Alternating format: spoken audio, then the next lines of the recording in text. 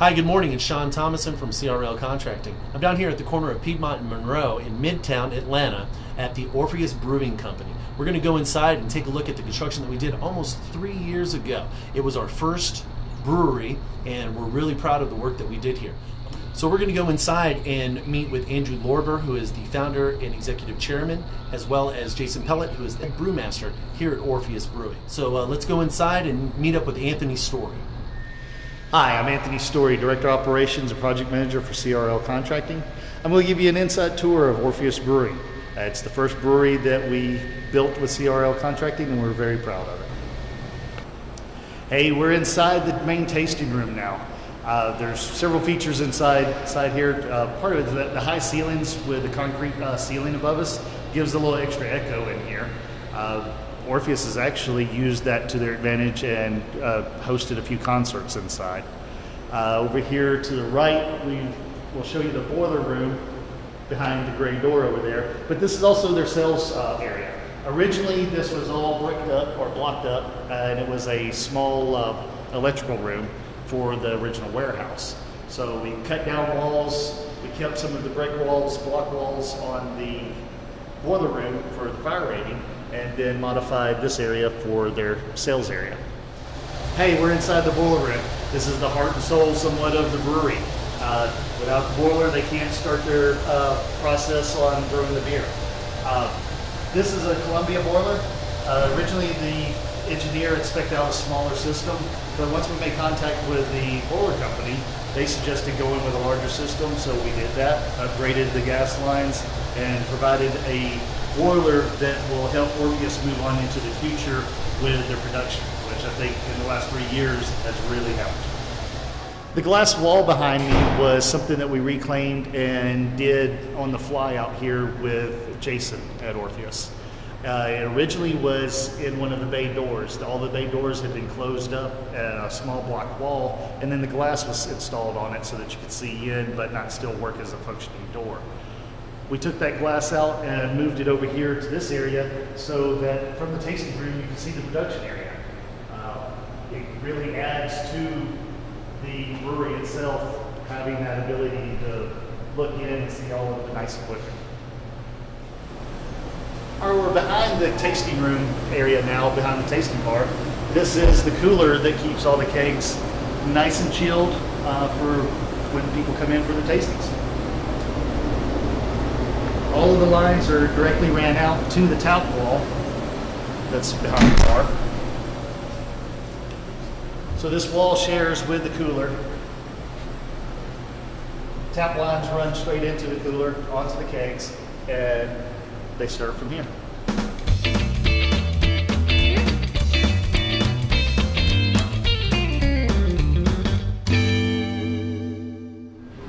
Now we're headed into the production room. We'll get into their brew house where they store their grains, where they produce their grains, and also past the lab and the barrel aging room. We're inside the production area, just outside the tasting room. They have a lab that's set up to do their quality check and quality control. Behind that and adjoined to it is their main office that they work out of. Both offices or rooms have windows so that they can see out on the production floor and keep an eye on what's going on. Throughout the production area, you'll see some other barrels where they are doing some fermentation or aging, but this is a climate-controlled area. It has its own AC unit to keep a consistent temperature inside this room for conditioning of the barrels to make sure their aging process has a standard.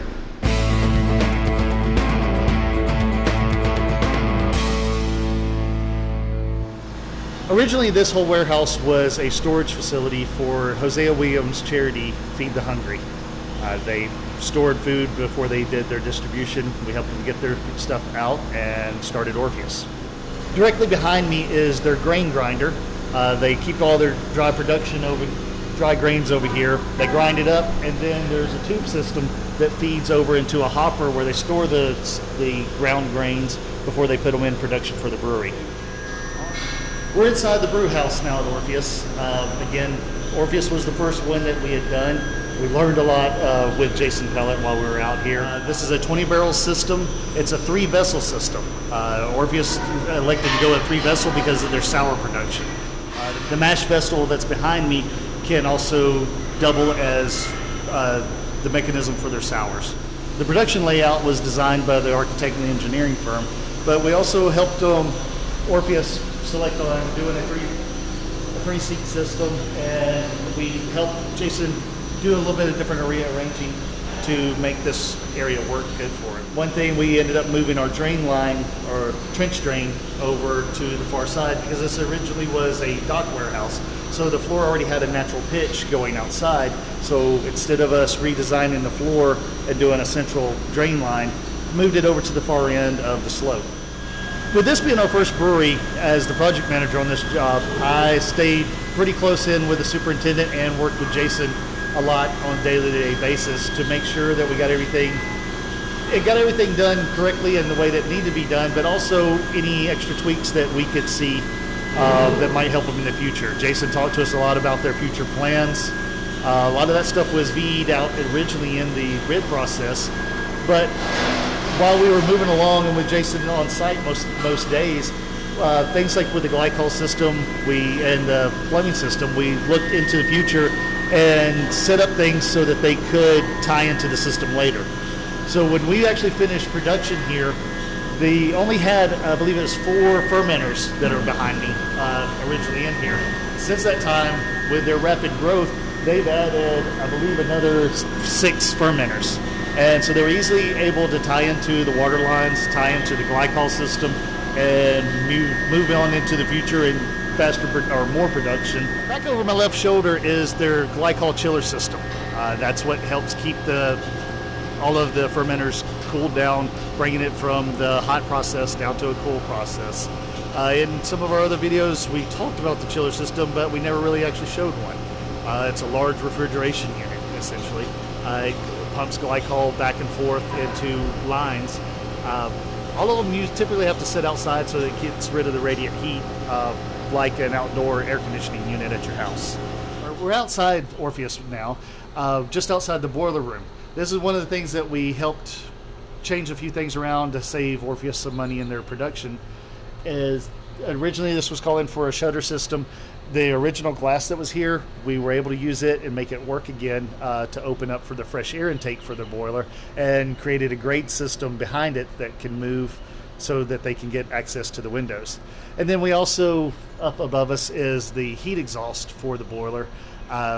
Instead of going all the way up through the roof system, with the boiler vendor, we decided that we could come out just above the back entrance here and create a blower system that would allow them a little bit of savings because of the amount of ductwork that would be needed to get that system out.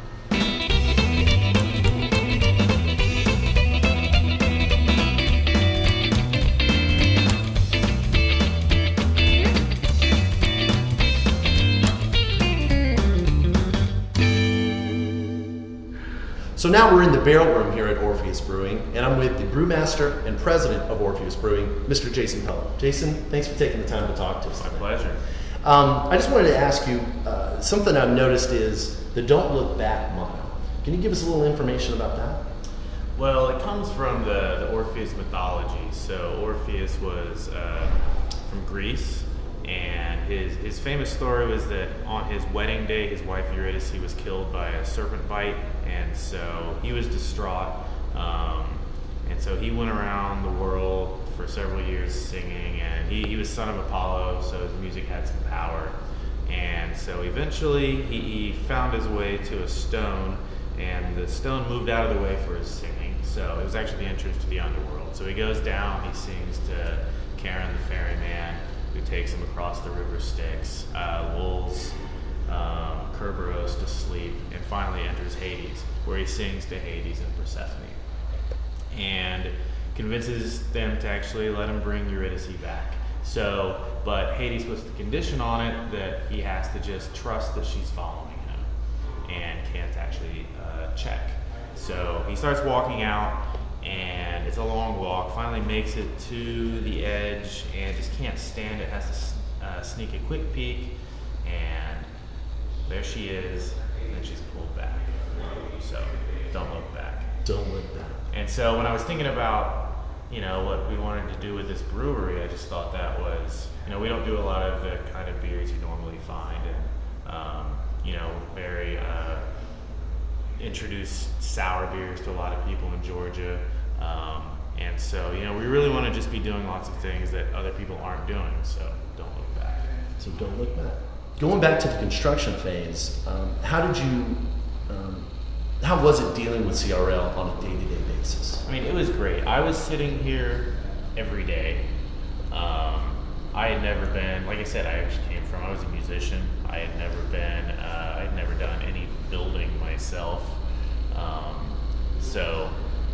And it was actually really nice. Dale, who was the foreman, was, I would sit here and ask questions all day. What are they doing? What are they doing? And he would guide me through everything. And so I was able to be here without any experience doing something like this, able to actually oversee what was happening and not feel like I was in the dark, and because of that, was able to, there was some stuff in the design that you don't really know how that's going to come out until it's done, but was able to be on top of things enough to change things as they were happening instead of after they happened. Sure.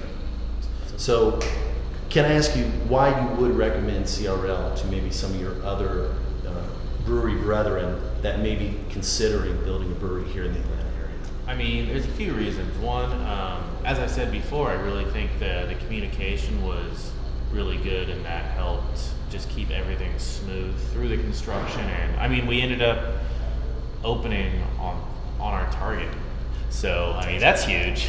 I mean, how many times before opening the brewery, did I read that plan on construction lasting 2 or 3 times what you allot for it, and we opened on time. So, but then also, I thought that beyond the work being good and communication good, I actually thought that one of the initial reasons we chose CRL was the pricing was good. So, I mean, that's everything I want. So Jason, I'm sure you've been pretty instrumental on the social media footprint for Orpheus as well. Yes, so it's something we also pride ourselves here at CRL is not just looking in and coming in and doing the construction, but coming in and making a direct impact on social media with doing these completion series videos and being involved with the Brewers Guild as well. We want to come in and be a part of the craft beer community in Atlanta. So that's huge that you're actually part of the community, going from we were the first brewery. But yeah, and so that growth and being part of the community is great, and the step to joining the guild I thought was a huge one. I mean, that's something at this point, if there's an industry that we work with and there's businesses in the guild and not in the guild, I'm going to go with somebody in the guild, because that's the best single way to say that you support this industry. So, so we really appreciate the support and really like working with people that like to drink good beer. Jason, thank you so much for taking the time to talk to us. We're going to go and talk to Andrew Lorber right now, and he's waiting for us over in the tasting room. All right, so we're inside the tasting room right now, and I'm with Andrew Lorber, the founder and executive chairman of Orpheus Brewing. Andrew, thanks for taking the time to talk to us today. Absolutely. Just wanted to ask you real briefly, can you give us a little bit of background on Orpheus and maybe what brought you to Atlanta? Sure. Well, actually, we were founded by Atlanta natives, including myself. So the choice of Atlanta was pretty easy for us. We wanted to be home. We wanted to be in a community that we grew up in, a community that we continue to love. Orpheus was founded about 2.5 years ago, May of 2014. But we focus on sours, saisons, hops, and barrels. We love being here. We love being part of this community. Can you describe the process of what it was like working with us throughout the construction phase? Absolutely. So, once we selected you guys, you started to get to work immediately. It was very easy. Unfortunately, we had to spend time with Anthony. It was a great experience, and you guys were extraordinarily responsive to our needs. We never felt that there was a drop in coverage. If we had a question at 6 a.m. or midnight, we could ask it, and the response was essentially immediate. So it was really, really easy for us. Obviously, this is the first brewery that we've ever built, and the process could not have gone more smoothly, in my opinion. I mean, with any construction process, there are always unforeseen things, but the fact of the matter is, CRL dealt with them deftly, and working with you guys was absolutely a pleasure. All right. Well, Andrew, thanks for taking the time today. Absolutely. We appreciate it. Good to see you, Sean. This is Andrew Lorber from Orpheus Brewing. I'm Sean Thomason from CRL Contracting. We'll see you on the next one.